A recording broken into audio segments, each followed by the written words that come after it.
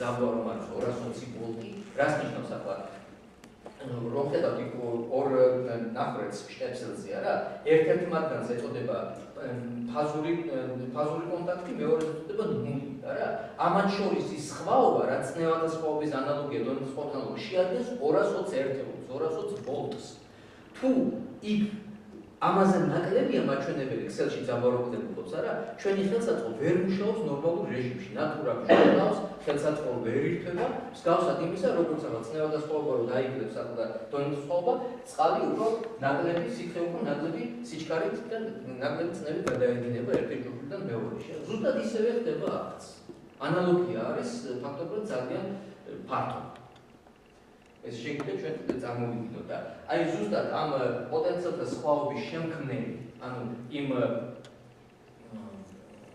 წყლის საკაჭი მოწყობილობის ანალოგიურ მოწყობილობას ქმნის წარმოადგენს სწორედ ეს დენის წყაროები. ამ შემთხვევაში ელემენტი არის მოცემული თავის მოდელი, აქ მანქანის აკუმულატორი არის მოცემული, აქ ჩვენ ჩვეულებრივი დენის წყაროებიც ელექტროსადგურები განაპირობებს ამ სტაბილური ძაბვის არსებობას.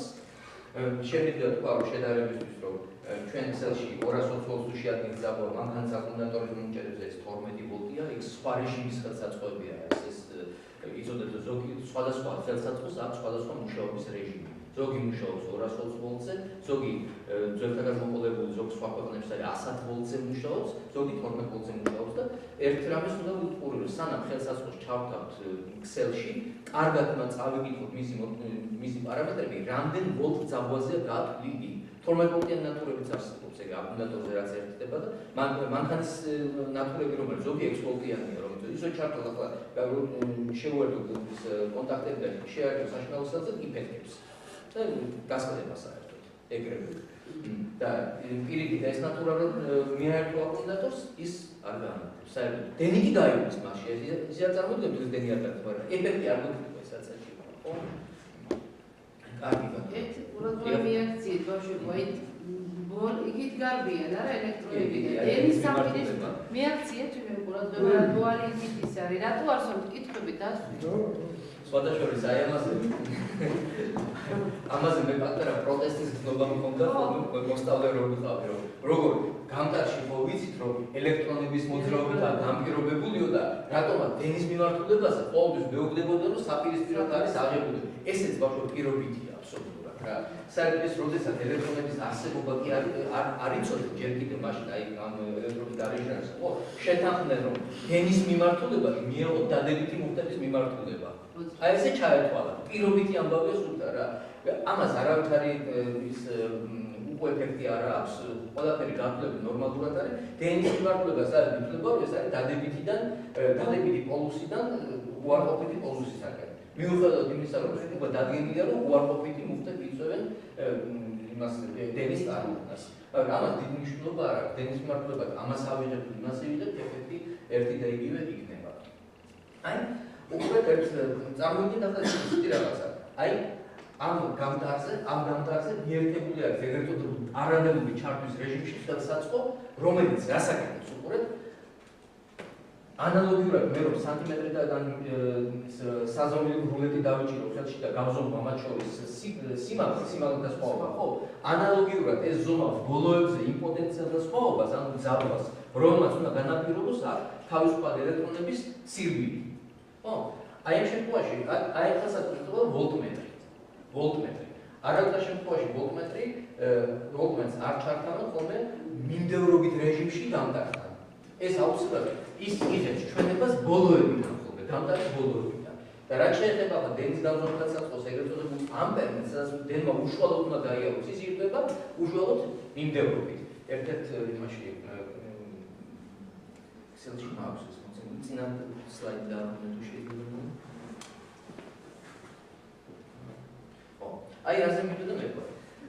აი აქ არის მოცემული აი ეს ელემენტარული სქემა, სადაც ახლა ვოლტმეტრი არის ჩართული კარგად შეიძლება არ ჩანდეს, ეს არის სასინჯი გამტარი, აქ გაჭიმული შნურა.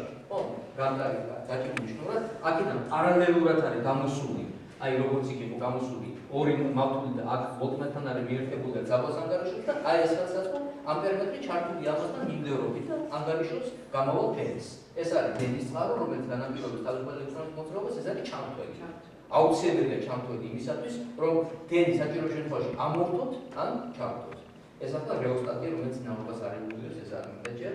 აი, ამას დავუკვირდით ახლა. გადავედით მასშტაბში იმის შემდეგ, რაც უკვე ვიცით ეს გარკვეული წარმოდგენა შეგიძლია დენის პარამეტრებს, გადავედით მხოლოდ ომის კანონის აღწერას. ესე იგი, გარდა იმისა, რომ ჩვენ შეგვიძლია კიდევ ვიმეორებ, რომ წინაღობა დავადგინოთ გამტარი გეომეტრიის მეშვეობით, ჩვენ შეგვიძლია ეს წინაღობა დავადგინოთ უკვე უშუალო ექსპერიმენტით გეომეტრიის გაუზომავად.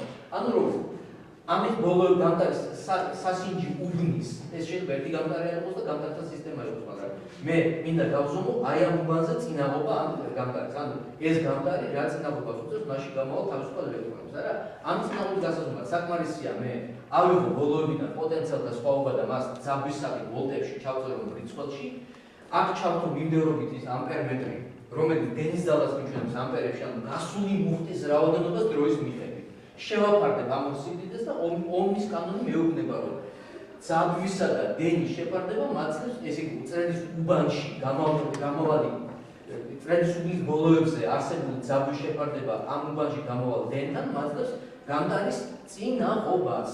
და გამტარის წინაღობის ერთეულები ეს არის ომი, გეორგ ფრიდრიხ ომის საფათვისაცემი.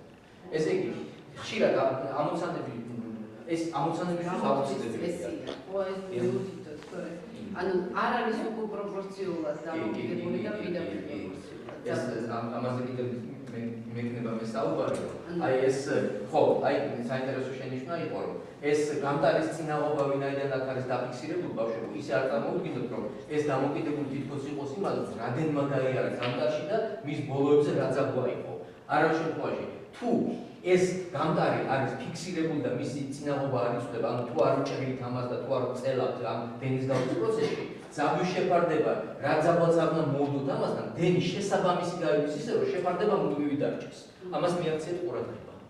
შეფარდება ყოველთვის ძაბვისა დენთან, ფიქსირებული წინაღობის შემთხვევაში დარჩება კანონის შედეგია. კანონი უფრო სხვანაირად ომის კანონი შეაუქმებს სხვანაირად არის გავლენის დენის ძაბვა შეფარდებული წინაღობასთან რა. უბრალოდ არ მიდოდა ახლა მაქსიმალურად ჩავზიებოდი ისწავლეთ მაგას ძალიან კარგად. უბრალოდ ომის კანონი უფრო დენს მატულებდეს მე რომ ძაბვა მოვდეთ, რაღაცა ძაბვა თუ მოვდეთ, რადენი გაივლის მასში. ომის კანონი უფრო მატულებდებს აქ რა დენმა შეიძლება გაიაროს. და ეს არის იმისი ფაქტობრივად შედეგი. უბრალოდ იმიტომ წარმოვიდგინე ახლა რომ მე რომ გამტარის წინაღობაზე რომ შეგექცექნოდათ გარკვეული აზრი. შემდგომი სლაიდები შეიძლება.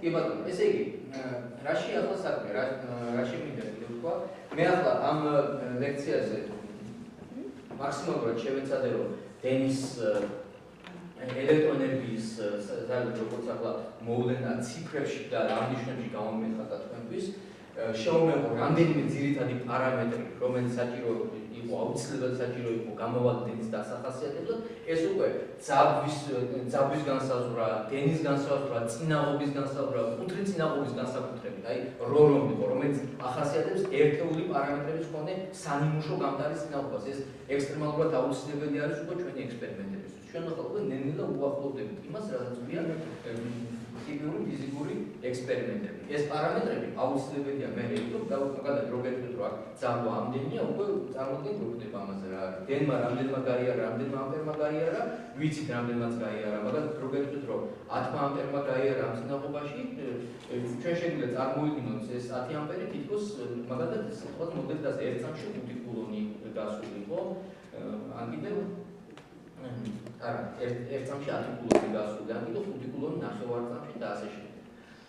ეს არის რაც დღეს მე შეგაწუხეთ, ბოლო სლაიდი თუ შეიძლება, მადლობა გადავუხადოთ ამ ბავშვებს და ლექციის დასასრულისას მე კიდევ ერთხელ მადლობას ვუხდი ეროვნულ სამეცნიერო ფონდს ჩვენი კვლევების და ჩვენი პროექტის დაფინანსებისათვის, იმიტომ რომ ამ დაფინანსების გარეშე ეს სასწრაფო გამოცხადება ნამდვილად სტარტს არ აიღებდა. დიდი მადლობა და მომავალში იობის მადლობა და გავით ბავშვებო ძალიან საჭიროზე მეტად გასტანა აქტიურად უნდა იყოს. ამას მე ეს ყველა